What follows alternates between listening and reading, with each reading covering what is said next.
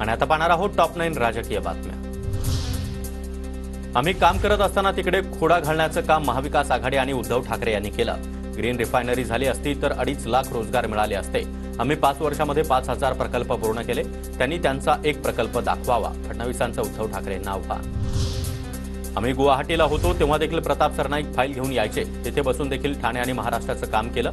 आम्ही घरी बसून फेसबुक लाईव्ह करणारे नाही तर फेस टू फेस उतरून काम करणारे आहोत। एकनाथ शिंदेंचा उद्धव ठाकरेंना टोला। सरकार आणि मुख्यमंत्री पदासाठी महाविकास आघाडीतील नेत्यांनी देव पाण्यात ठेवले। एकनाथ शिंदेंच्या नेतृत्वातील सरकार आज जाईल उद्या जाईल असं सांगत होते। पृथ्वीराज चव्हाण यांना तर तारखा द्यायची सवय असेल तर त्यांनी कुठल्याही कोर्टात पट्टेवाल्याची भूमिका स्वीकारावी, आशिष शेलार यांचा निशाणा। शिवरायांच्या पुतळ्यामध्ये फायबर होतं असं स्थानिकांनी सांगितलं। राजकोट किल्ल्यावरील पाहणीनंतर मनोज जरांगे यांची प्रतिक्रिया। दाऊद इब्राहिमला आव्हान देणाऱ्यांपैकी राणे कुटुंबीय, बाकी कुणाच्याही मध्ये हिंमत नव्हती। मी चालायला लागलो की लोक दारं बंद करतात। मी हिंदूंचा गब्बर। अहमदनगरमधील रामगिरी महाराजांच्या समर्थनासाठी निघालेल्या मोर्चा, नितेश राणे यांचं वक्तव्य।